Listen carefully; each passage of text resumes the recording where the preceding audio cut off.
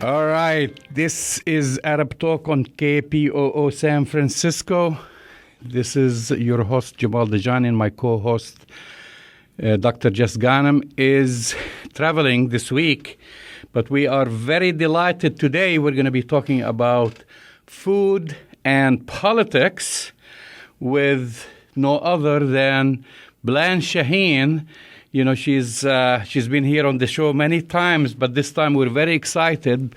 And, of course, we cannot show a book on the air, on radio, but we can show it on Facebook Live. This is the cover of the book. And so Blanche, she finally has published her cookbook.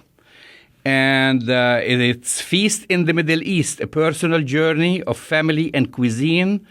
And this is a long-awaited, I think, book that we've been talking about. And it's a comprehensive book, a landmark culinary reference for Middle Eastern classics, many of which one cannot find in restaurants nor cooking schools. Congratulations. I really want to congratulate you on having the book. I mean, it's really like such a delight to have you with us here. It's such a delight to kind of like watch you develop, like in a way, you know. And for many of our listeners who don't know Blanche, she's been on the show several times. Blanche is a journalist for many, many years. We worked together, so she's a friend and she's also a former colleague. But also somehow she found a new talent. You know, which is great, and it's exactly your love of cooking and family recipes, and then finally this cookbook. How do you feel about it? I'm ecstatic. It's been 10 years, and yeah, I mean, it's been really fun just checking in with you every now and then. I miss our times working together, so it's been neat to share this journey with you, Jamal. I'm finally ecstatic because it was a very long struggle. I mean, just to put the recipes together, to test, to retest, look up the historical significance of all the recipes, bring in family anecdotes to make it really personal.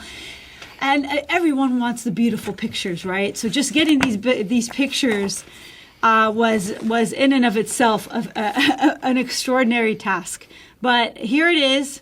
It's done. It's an anthology almost. It has the classics. It has modern interpretations so that if there's somebody that wants to keep the tradition alive in their family, they've got the tool that they need to do that. And it's in time for the holidays. Yeah. So for people to actually have a book, listen, I mean, again, I commend you on this. I love food. Actually, when you say personal journey, I think I've done many personal journeys into culinary cuisine. The only difference between you and me is that you know how to cook and I don't, and I gain weight and you don't. So those are the main differences. But our love, of course, of Middle Eastern food is shared, and also the focus. And you've traveled quite a bit. These are based on your family connection to the land, to Palestine, to Ramallah, your grandparents' recipes that kind of made their way here, which is great. I mean, to kind of like rediscover these and make sure that this tradition is not lost. Well, absolutely, especially with today's busy lifestyles. Everybody's super busy. They don't have time to do what like our tetas did and spend 4 hours to make a pot of like stuffed squash, which is what they would normally do, right? So I really tried to streamline as much as possible. Sometimes I'd put like 5 steps in one, you know, like for musakhan, instead of going, and musakhan is the chicken with caramelized onions baked on bread. They used to make the bread from scratch and put it in the underground oven and then catch the chicken and do all that stuff.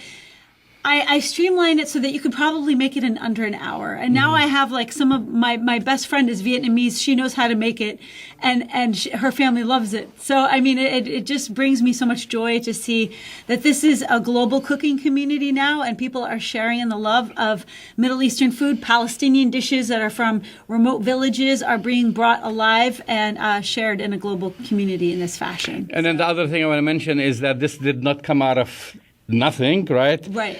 So you've been on the air basically on your own YouTube channel. Right.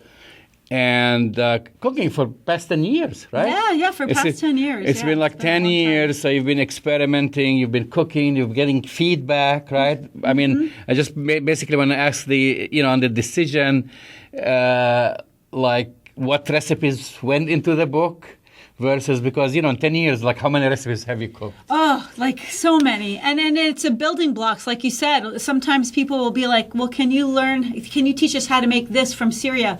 Or teach us how to make that from Lebanon? And sometimes it was like, well, you know what? I've never even made that, but I'm going to figure out, I'm going to do some research, I'm going to do a lot of recipe testing, and then the best recipe I could possibly find, I'm going to put in this book. And so it has been a collaboration because of my YouTube channel to get this feedback from people all over the world. That's what's made it really special, is that it's not just, something from my family. It's definitely been like a cooking community from all over the world, and they've all contributed in their own way. And so I make sure to thank my YouTube family in this And what's book. your channel again for our listeners? So if they want to find my channel on YouTube, so it's youtube.com/Blanche TV, so that's BLANCHE TV. So they can find that, and they could go to feastinthemiddleeast.com, of course, to get. And where can I get the book? So if you want to go to the book, the best way right now is to go to feastinthemiddleeast.com, and I tell you exactly the instructions. And right now, I'll give them a discount. If they use promo code FRIENDS10, they can get 10% off. Oh, this is great. Yeah. But then it's also available on other platforms, Amazon, etc. Yeah, it is available, but to be honest, it's best to buy directly. It's best to buy it directly. To get it. I like to circumvent Jeff Bezos at all costs. Well, it's also very costly also. Yeah, definitely. Amazon takes like 70% of every sale. So they're not very kind to authors, unfortunately. So I know you've just come back from actually traveling to Palestine. Yes. And you go there frequently. Mm-hmm. You go there for several purposes, like every one of us, but added an extra layer is your love for cooking. Absolutely. To walk in the souks and the markets and smell the spices and discover new recipes and the attachment to the land. I just the other day was talking to somebody who actually came back and who just participated in the olive harvest. Oh, that's what I participated in too. It was incredible. So it was like, oh wow, kind of like he says it was. It's a friend of mine, and I said, well, how did this feel? Because I actually have never been out there to pick up olives, and then he said it was his therapy. It is therapy. Yeah, he said it was just like for me doing the labor, being in connection with the land, and then taking the olives to the press with the people and watch them. So he knew nothing about it basically. So he went. He just happened to be there, and it's just kind of like some of his family members were doing it and said, "Would you like to tag along?" And he ended up doing 3 days or 4 days worth of work. Lucky guy. And he said, "Yeah, I used to come back exhausted and sweaty, but I loved every minute of it." Absolutely. It is a beautiful tradition that's shared with Palestinian families. So I always tell people that the olive trees are like an extension of the Palestinian family. People value these trees. They take care of these trees. They've been in the family for generations. Some of them are hundreds and hundreds of years old. And the families get together. I actually did a recent video on my channel, my latest video. I documented a day in the life of an olive harvest. And it could be literally the most beautiful day of one's life, and it can also be the saddest one day as well, because the colonizers that are surrounding these olive harvests, Israeli colonizers, have actually stepped up the violence 3 times more this year than any year prior. And it just saddens me so much, because it's really a simple activity where Palestinians are one with the land, and they get their family together, they harvest all day, they make the most incredible olive oil you've ever tasted. So part of my mission on my channel is to support these farmers through various ways, from guiding people to websites websites where they can buy the Palestinian olive oil, to just increasing awareness about what happens in these harvests. I mean, what happens is their harvest gets stolen, they get attacked. Solidarity activists that come get attacked as well, even if they're Israeli. So there are Israeli peace activists that come to protect the Palestinian harvesters, and they get attacked as well. Yeah, and really many sad. internationals, and this is a sad thing that because we did cover this many times, we talked about it. Yeah. That when you think about the work that goes into growing these olive trees and the years that they have when these settlers basically invade the land, they destroy them, they burn them. They burn the trees. They burn saw the them trees. down in front of the farmers. Yes, to kind of drive them away, from the land, and it's like a decapitation of a family member, and it's like, and it sickens me when I see them take pleasure in doing that, and the anguish in the faces, the sadness of the Palestinians, the families, the farmers.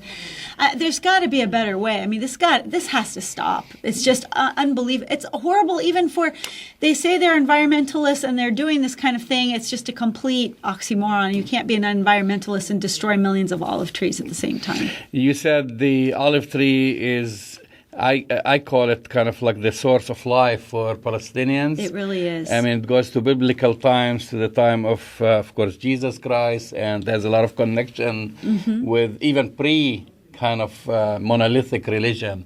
Exactly. The olive oil has been used in rituals and, of course, food. So even medicinal purposes. They use olive oil to cure everything from the common cold to skin sores to everything. So how much olive oil is in your book? So that's the question. It should be dripping. It should be dripping olive oil. Because how much olive oil do we use in these recipes when you cook like musakhan? For our listener, musakhan is like chicken that is really soaking with olive oil, sumac, and onion, right, and then the bread itself kind of captured it, olive oil, and then so many recipes, and not to mention that our breakfast includes olive oil and za'atar and just herbs, right? Right. So how many do you just if you took a wild guess, like how many recipes do you have that calls for as an ingredient olive oil? I'd say 75%.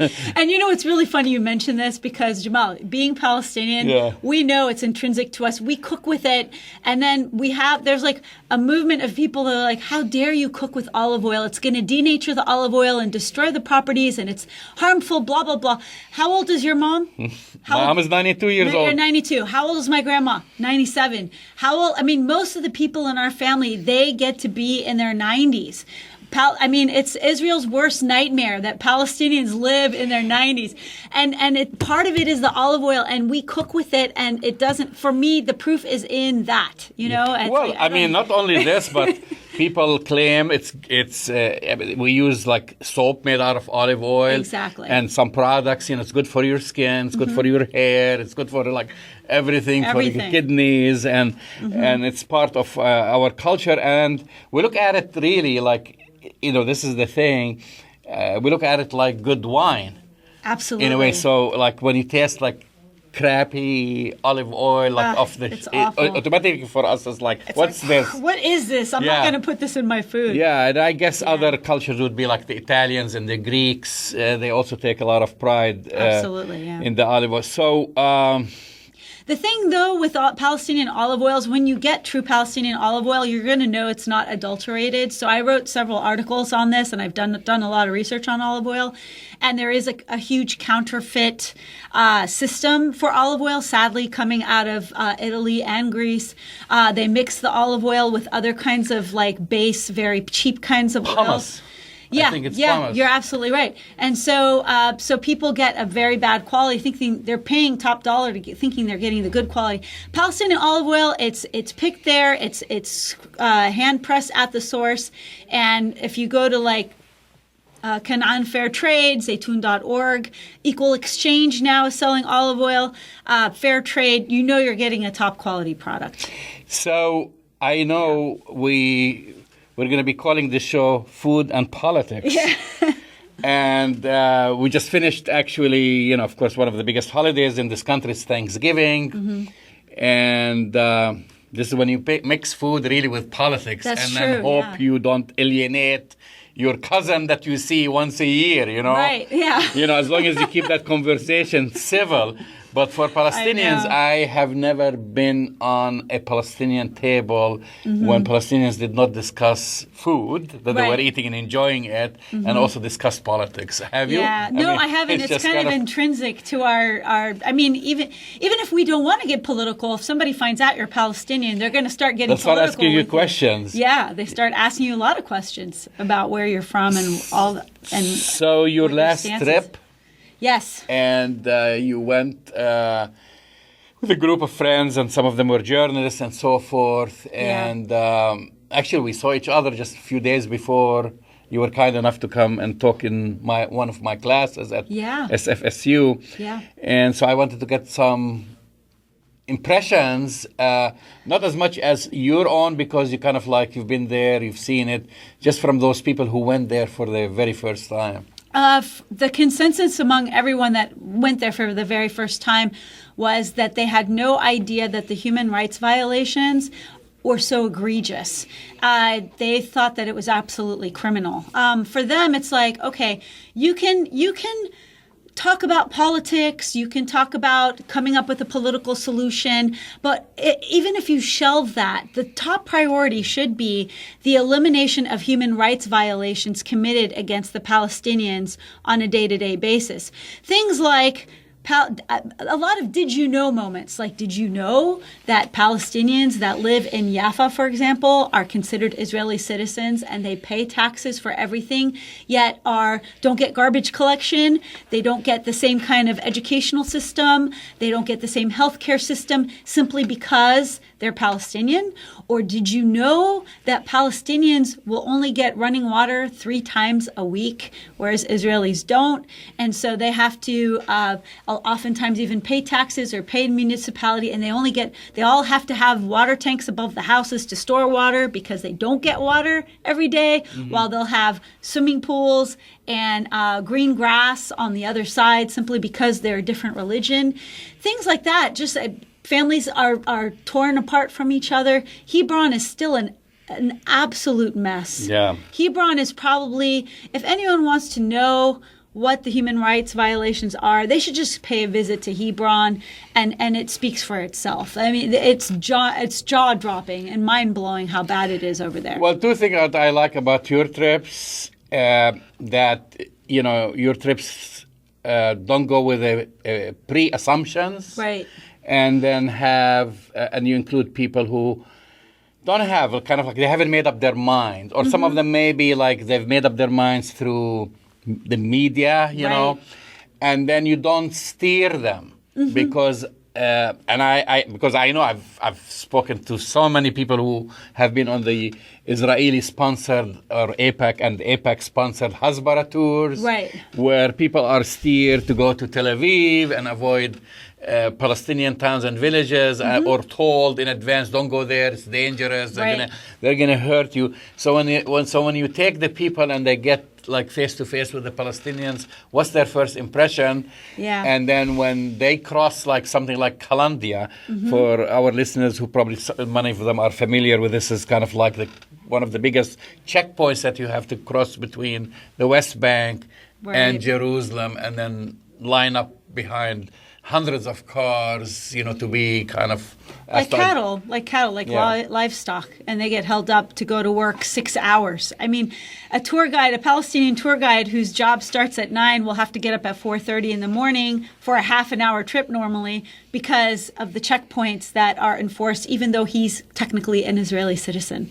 And that's what really, really affected everyone, is as Palestinians, they have to have 5 different kinds of IDs to label what kind of a Palestinian are you, because we need to make sure we restrict your movement, restrict your rights, restrict your freedoms based on your ID, which you have to wear with you at all times. And if you don't bring your ID with you, you're out of luck. If you get caught by any soldiers, you can end up jailed, you can end up humiliated, tortured. I mean, it's an unpredictable day, that day that you don't remember your identification. So when people who are not familiar with this, they go through it for the very first time. Is this when, were these the turning points? What were the turning points, I would say, that people came and say, wow, gee, Blanche, we didn't know. I mean, we've seen it kind of like it hit them right in the face. Well, the water restriction was really mind-blowing. Like, they couldn't believe that people could only have, 3 days of water. When we went to visit Al-Aqsa Mosque, we took them to the Wailing Wall and Al-Aqsa Mosque, and they got to experience the Wailing Wall. And then Al-Aqsa, though, they noticed several times a day there were these Israeli extremists that were guarded by a ton of military that were walking around the compound to incite people. And they were like, what is this? What is going on? I said, well, can you imagine if like Muslims came with militias to the Wailing Wall several times a day to incite people? I mean, could you imagine how crazy that would be? Listen, last time I was there, I was actually in the old city. And we were crossing, this is from the neighborhood called Hart al-Magharbi, which is the Moroccan quarter where you can come from inside the old city, from the back way. You can go through the Wailing Wall, and you could go up the ramp into Al-Aqsa. Right. So I was with actually my best friend walking there, and we came to a checkpoint, right, just before you enter there. Yeah. And then they said, they actually didn't look at me because my wife, she's from the States, she's blonde, she looks like totally white. She's totally white. Yeah. So they just like let us pass through, and they stopped my friend because he looked Palestinians, and then we stood by on the side and say, hey, we're just going through the Wailing Wall. We're going. Actually, we weren't even heading to the Al-Aqsa. We were heading to the Armenian Quarter. Right. So we're going there, and and they because it's a shortcut. Otherwise, you have to go through the Christian Quarter, up the stairs, and And they said, you two can pass, but he cannot. And I'm like, This guy was born and raised in Jerusalem. He has a Jerusalem, and then they asked him, show us your ID. Of course, his ID is a Jerusalem ID. It's an Israeli ID, but it says that he is an Arab on it. It's like clear. And they said, no, you cannot take this. This is only for Jews. You have to go take the long route. And then I said, well, I'm not, Jewish. And they said, it doesn't matter. It's like you're American or you're tourist or something like this. It's terrible. Well, see, that's mind-blowing for Americans who have been told that they have equal rights as Israelis. Yeah, so it was totally like blatant, like racism, like saying on the lines of religion, you can pass, but he cannot pass. He cannot pass. Yeah, and it was, and so of course we didn't go. We went back with him and took the long route because we weren't allowed. So it's kind of like reminded me, but when they complained that Jewish colonial settlers are allowed to go to basically antagonize the worshippers on Al-Aqsa, protected by Israeli riot police and military. Riot police. Yeah. When I don't know if you've noticed, but if you go on the other side of the Wailing Wall, these extremist settlers, they have a stand, and the stand they have a replacement solution for the dome, and they have this old temple. Well, they have posters. They have posters everywhere where the Al-Aqsa is obliterated, and they put the temple in its place. Exactly. So you go there. I mean, this is where they gather, and this is like they're telling you, like, one day we want to take over, we want to destroy Al-Aqsa, and we want to build a temple there. Yeah, it's crazy. And then they wonder why Palestinians get worked up when they see them there. Like, what did we do? We didn't do anything. Yeah, and then they say, we just want to blow up your place of worship. And exactly, and this is what they go and they say, and this is what really irritates me is when you hear, their propagandists on the air. They say Jerusalem is open to all religions. Sure. But it's the Palestinians who don't want to allow Jews to go to the Holy Sepulchre, and they don't want to allow them, and they don't talk about to the Al-Aqsa Mosque, and they don't talk about all the acts of incitement and the fear that they create. Yeah, it's really sad. Well, one poignant moment where you mentioned like that one moment was we had an African American reverend with us, and he had been on one of those trips to Israel before where he felt restricted, and the tour guide would not let him go to a Christian Palestinian's bookstore. He wanted to visit him because he had communicated. He's like, can I go to he's like, no, you are not allowed to go to that bookstore. You have to go where we're taking you. And he felt like his movement was restricted everywhere and he wasn't seeing the full picture. And so he welcomed the opportunity to come see the Palestinian side a few months later. Mm-hmm. And he walked through the empty streets of Hebron, where the streets are completely closed to Palestinians, where Palestinians can't even like go out to the front of their home. They have to take a ladder to the back of their home because of their religion, because it's blocked off by extremists. He said he felt like it was the Jim Crow era of the 1960s, and he wept. Like, he started crying. He was like, this is bringing back so many memories for me, times I do not want to remember.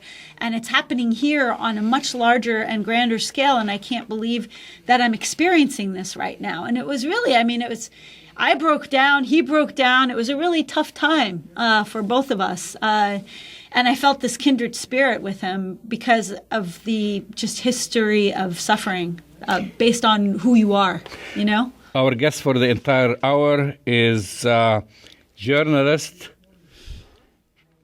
now author, Blanche Shaheen, and we're talking about food and politics. Her new book, Feast in the Middle East, a personal journey of family and cuisine, and you can get it right on her website. And we're going to be talking to her for the entire hour, and we would want to also welcome our viewers on Facebook Live. This is Arab Talk on KPOO San Francisco, 89.5 FM. So let's talk a little bit about the food in the book, and especially since this is a holiday season and people are coming. Mm-hmm. This is the time when you gain weight, right? This is not if you eat Mediterranean food. Not if you eat Mediterranean. I don't know. I'm having this problem, especially when I flip the pages and I come to the kinafa part. Oh, you saw the kinafa page. And the dessert part there and all. So I know. Actually, we talked about it last time. Mm-hmm. Just this past few days ago, you had the Santa Barbara holiday, which is, we talked about the Burbara. That's right. Right. It's a really special holiday. And this is something like people don't like, like if you haven't been to Palestine or you haven't been to Bilad al-Sham, which is basically the Levant and Greater Syria region, people don't understand why, okay, we have so many saints. Why do you guys focus on this particular saint, and then you have a dessert named after her. Yeah, it's an interesting story. So Burbara is Arabic for Barbara. So it's the Feast of Santa Barbara. And I think the story originated in Damascus, in Syria, to be exact.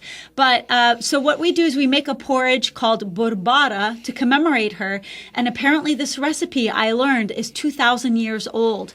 And it's made not only in the Arab countries, but in Malta and Cyprus and a lot of the Christian Orthodox countries. The story goes, it's a wheat berry porridge, and the story goes to flee persecution because her father was going to kill her for believing in Jesus. She escaped through a wheat field, and apparently the wheat grew behind her to hide her footsteps so that they couldn't find her. And so what a lot of Orthodox Christians do is they actually grow the wheat berries on plates, and they place them around their Christmas tree, and it grows like beautiful grass shoots. Right. So my great-grandmother, my grandmother, my great-aunt used to do that. And so we make the burbata, which is a wheat berry porridge, and we top it with pomegranates, coconut, walnuts,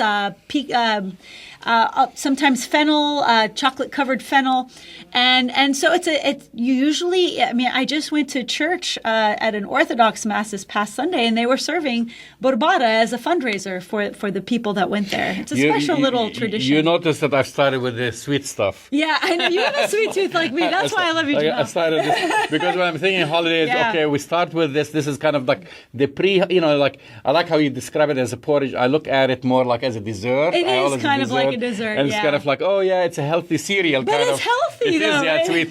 And a lot of fiber. I know. And I was like, okay, this is like the kind of like the precursor, because then we move on, and then we have kaku ma'moul, and kinafe, and all these good stuff, right? Mm-hmm. Because now we're getting close to Christmas. And what, of course, some of our listeners may not know that, for example, in Jerusalem, we celebrate Christmas 3 times. That's right. So we have the traditional Gregorian calendar Christmas, the Catholics celebrate.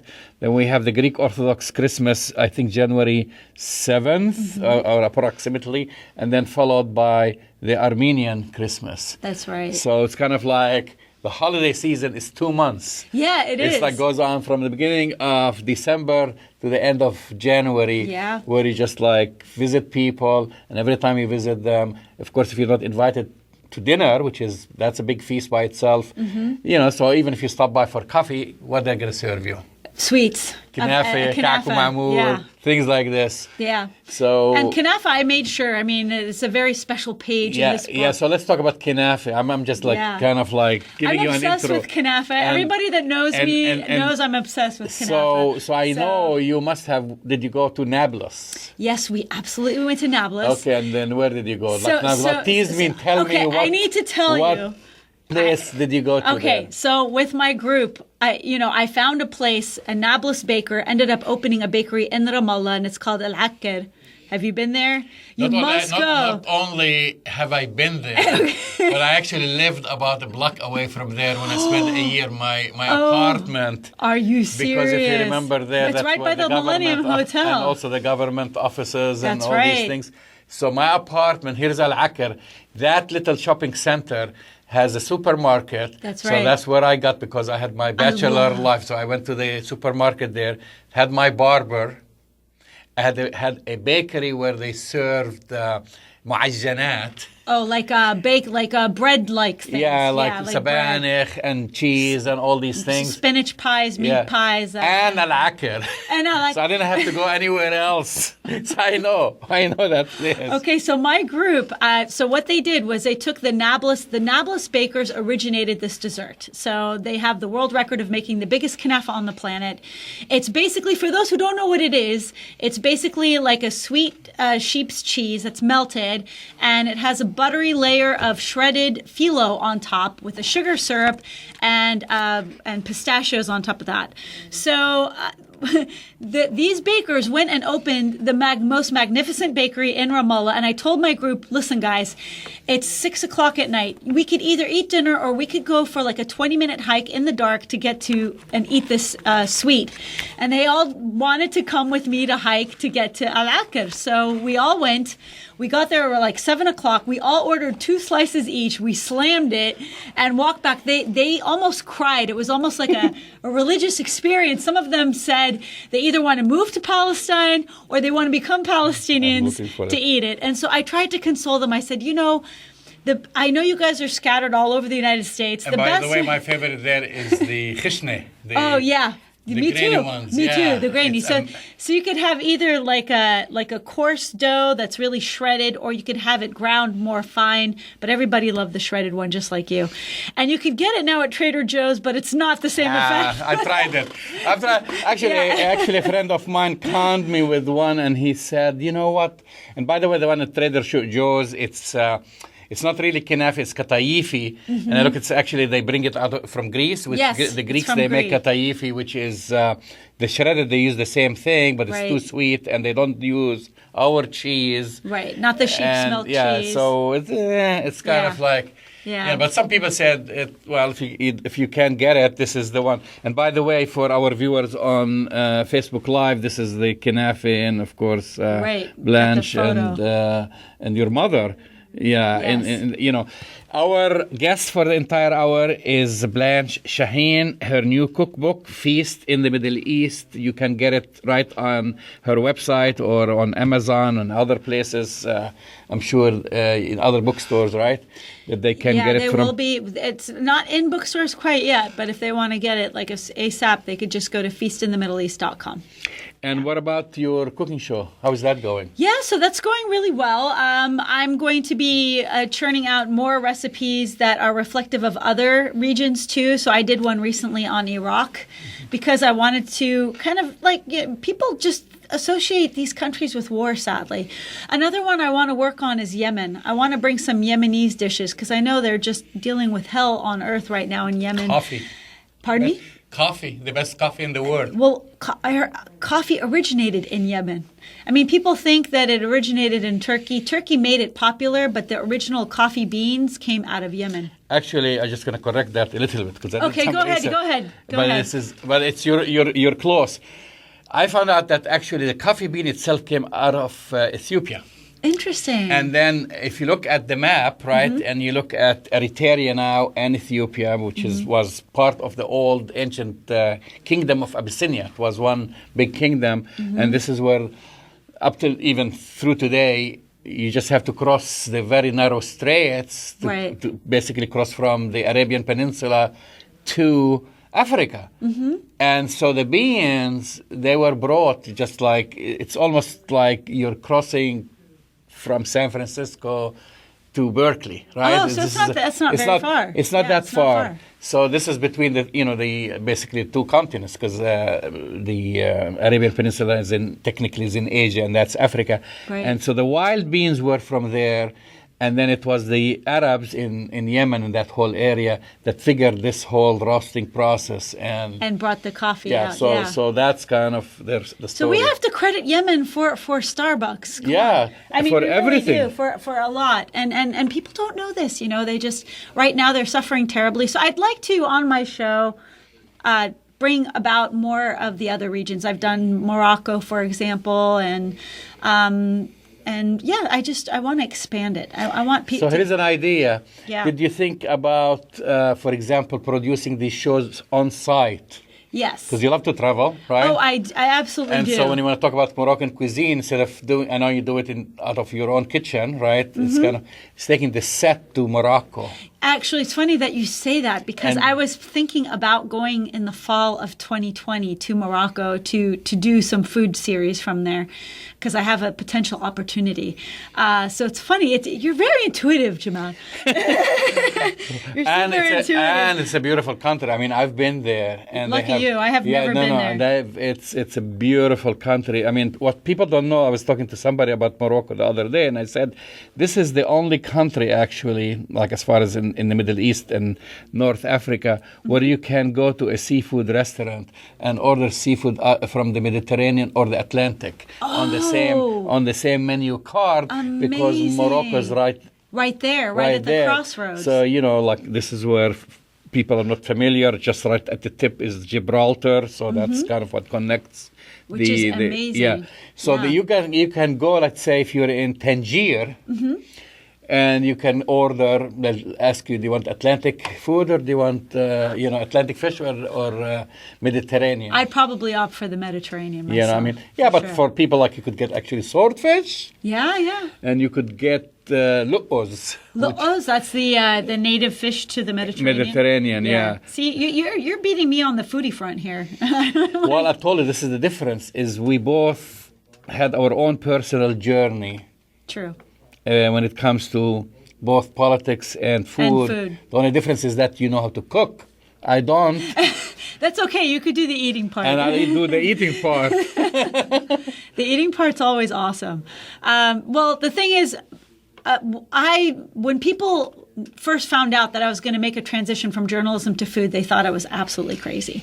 Because right now, people only associate me with food. They don't even associate me with journalism anymore, which is kind of sad, because that's still a huge passion of mine. Yeah, but it's also journalism, because what you're doing when you put it in a book, you do a lot of research. A ton. You do traveling. Right? Absolutely. And actually, to my fellow journalists, you can't BS as much, because people are going to take your recipe and they're going to try it. And it's either going to work or it's not going to work, right? Yeah. So you cannot stretch the facts and some journalists here you all the time. No, you can't. And unfortunately, there is still plenty of BS in mainstream media. And so it kind of, actually, when I became disheartened with the direction of mainstream media, it seemed a natural direction for me to kind of take a break from all that, to focus on food and research food. So when I say anthology, I kind of mean it. I mean, this book isn't just about about cooking. It's delving into the research behind a lot of the dishes so that people have an additional perspective. And it's not just about food. And food does bring people together that normally wouldn't be together, which is what I like too.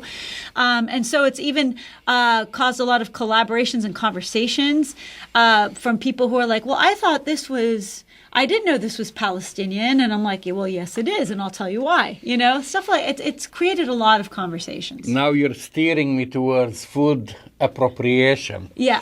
Just like cultural appropriation. Right. How maddening is it to see like when, Kinafe now, sometimes people say it's Israeli kinafe. And before we used to make a joke about Israeli falafel.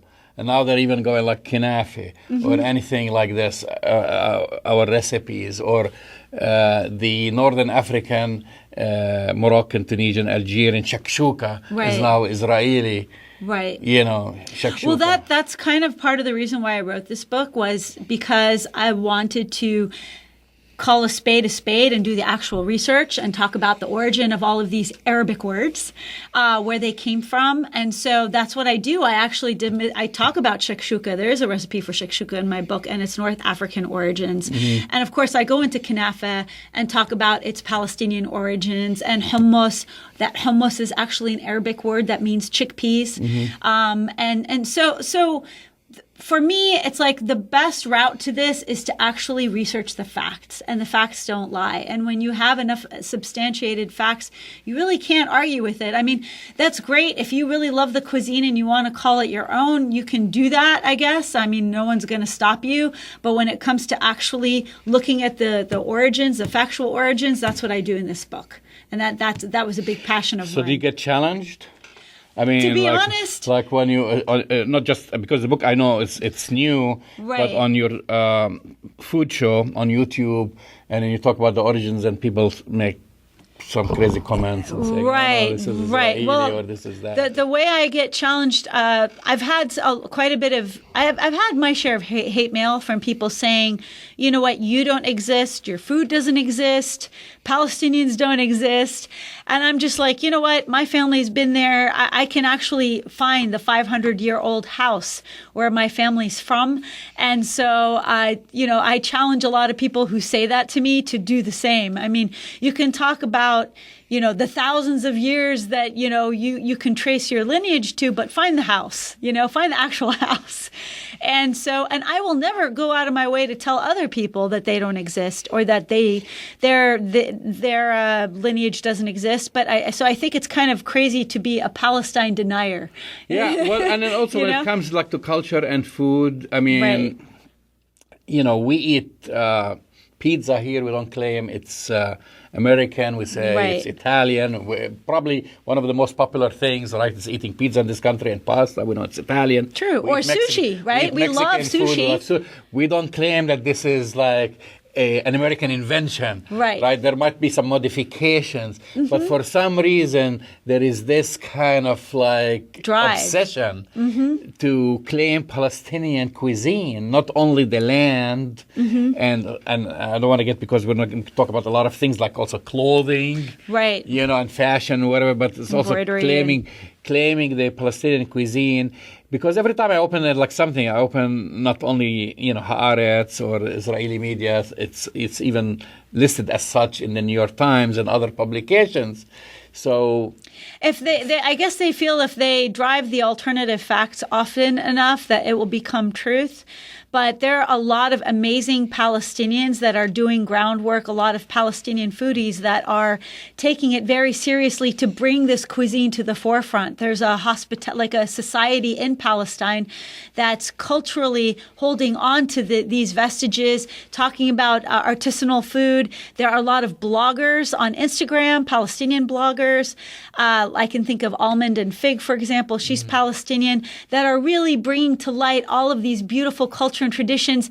And while they can talk about it in a menu perspective and say, oh, well, this is Israeli, we have the stories. We have like the stories from our great-grandmothers and our great-grandfathers and how it connects to the actual food of the land. And you just can't beat that. You know, when you have the actual stories connected to the land, there's something very special about that you can't erase. And, you know, we're approaching Christmas time now. And I'll go back to what's your favorite recipe for people to cook during the holidays. Right. But for many people, you know, you think about Christmas and people buy their Christmas tree and the Santa Claus. I mean, this is all kind of foreign. Right, it is. In a way, or watching Mass, let's say, from the Vatican. But not too many people know that Palestinian Christians are the first Christians. You're right. It's actually really sad. I just talked to this couple that traveled there, and they're Christian. And I said, well, did you go to the Church of Nativity where Jesus was born? And they said, no. And I said, why? They said, because we were warned, it's in Bethlehem, which is a Palestinian town. We were warned that it was going to be dangerous. And I'm like, are you kidding me? You're a Christian. You went to the Holy Land and you didn't go to the church where Jesus was born simply because Bethlehem is a Palestinian town. Bethlehem is a very safe town. It's full of lots of tourists. Please, if you are to go to any church in the world, forget the Vatican, no offense. Go to the Church of Nativity because nothing feels more Jesus-like than that church. It's a small, simple church. You have to duck to get into it. It's not handled like a Disneyland church where they funnel you in. I mean, there is a line to get in, but once you're in, you feel that tranquility and serenity that you're supposed to feel when you go to a place like that. And please don't be afraid by any red signs that say don't go in. Palestinians want to, especially Christians, they're only 2% of the population there. They could use all the tourism that they can get. And right now they are a dying breed. They're almost near extinction. And they're the living stones of Christianity. I mean, they literally are the first Christians. It happened there in Bethlehem, not in like Texas or Alabama or the other places where they claim to be Christian, but sadly they don't. This is the thing. I mean, this is the kind of the big misconception is all the pilgrimage that comes from the United States. It's mostly evangelicals, right? And they go on these different tours. They stay in Tel Aviv or they stay in Jerusalem in Israeli hotels. Right. They have Israeli guides telling them the history of Jesus and the history of the Dome of the Rock and the history. You know, they don't get Palestinian guides, right? And they're steered quickly in and out just to kind of like you said, like cattle. Like just Disneyland or whatever. Disneyland, see this, and like check marks when you know, the whole pilgrimage is all about is visiting the Church of Nativity, visiting the sepulchre, going to Nazareth, going to the Jordan River. Part of the reason why many don't go take them to Bethlehem is because they've got that hideous wall that they've built all around the town. I mean, you think this is the town where Jesus was born, and they have this hideous apartheid wall built all around it. And so they want to avoid it. And they are able now to have these guides take people from the United States there without seeing a single wall. So it's like designed for a reason, so that they could go see the tourist sites and get out without having to see the nuance, without seeing the oppression and the sadness and the lack of freedom of many of these Christians who cannot go to the Church of the Holy Sepulchre unless they get a special permit months in advance. They're not free to worship where they want. So when you were guests, but I call them the people who traveled with you guys are guests, really, guests. You know, I'm sure they visited Palestinian homes and they were welcomed warmly. Absolutely, yes. What was their last impression? Kind of like once they left, what's kind of like, how do you describe their feeling? Their feeling was that they felt that the Palestinians were, the most hospitable people they've ever met in their lives, and they could not believe the welcome arms that they were received everywhere, in homes, in churches, in cultural centers, even by some Palestinian, like the mayor. They were treated warmly and respectfully, and they didn't know, they thought Palestinians were going to be hostile to Americans, but Palestinians are able to differentiate between the government and the citizens, and they welcome Americans to go there and tell their story. The other thing they were deeply affected by was the Palestinian resiliency, that they're able to deal with so many difficulties from their daily life, from 6-hour commute times to water not turned on every day, to families that have been imprisoned and tortured, and they still manage to have a smile on their face and to see the beauty of life despite all of their struggles and still embrace Americans despite a lot of this tax dollars going to fund this oppression. That was really probably one of the most poignant points to them that they remember. No, I think this is very important what you're doing with your group, and of course, I think it's very important for people to visit. Mm-hmm.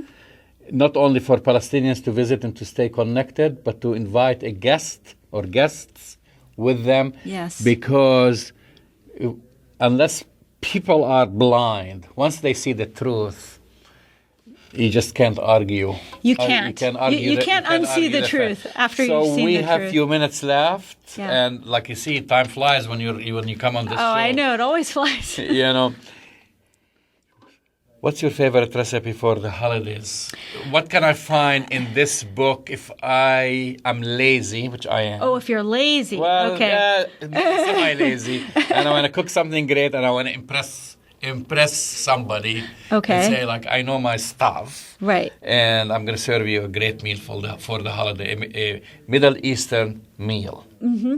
If I were to pick one of my favorites, it would have to be makluba, which is upside down. That does have more steps entailed. Makluba means turned upside down. So if you could imagine a big pot filled with rice, caramelized onions, roasted cauliflower, either lamb or chicken, and it's cooked in like beautiful aromatic spices, allspice, a bit of cumin. Then it's inverted upside down, so it's like a big fat savory cake that everyone can dig into. Mm-hmm. Nothing says communal eating more than makluba, in my opinion. That's definitely one of my all-time favorites. And it's for the novice. Yeah, I break it down so that a novice can do it. Follow it. Absolutely. And what good condiments go well with that? With makluba, I suggest a dollop of good old-fashioned yogurt, like full-fat yogurt that they like to mix in with the rice, and salata baladia. Salata baladia, I mean, it goes with anything, which means salad of the land, I guess, or salad of my land, or how would you directly translate salata Town baladia? salad or home salad. Yeah, it's basically the cucumber tomato salad with some onions, olive oil, lemon juice. It goes with everything, and I would suggest that with the makluba. And for dessert? Kanafa! Of course! I was like, and kanafa. Kanafa, of course. Use a Mexican farmer cheese. We're here in California. That works great in terms of... and we have a lot of these ingredients here. We're lucky. Yeah, we're so lucky in California. Mexican farmer cheese, like the Mexicans got it going on with this cheese, man. I use it all the time with the kanafa. It's great. It's a great sub. Well, you've been listening to Blanche Shaheen, her new book, Feast in the Middle East. Mm-hmm. Get it. Go to her website. Get your copy for the holidays.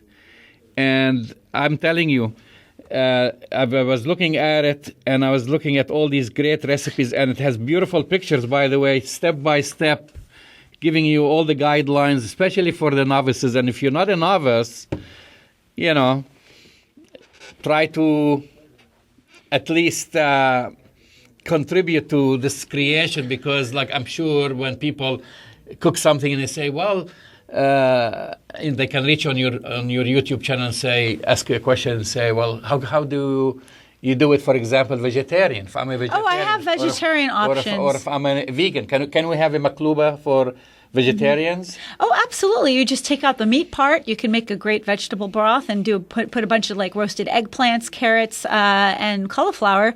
Well, the thing is, this is for cooks that are novice, but also cooks that have been cooking for many years. It gives them different options, different ideas, something to just inspire them to get cooking for the family. So, well, again, thank you. It was always a pleasure. Always a pleasure to see you. Always. Yes, and this is Arab Talk on KPO San Francisco. We will talk to you next week, and same time, same place. And the last thing we want to ask you is make sure you support KPO.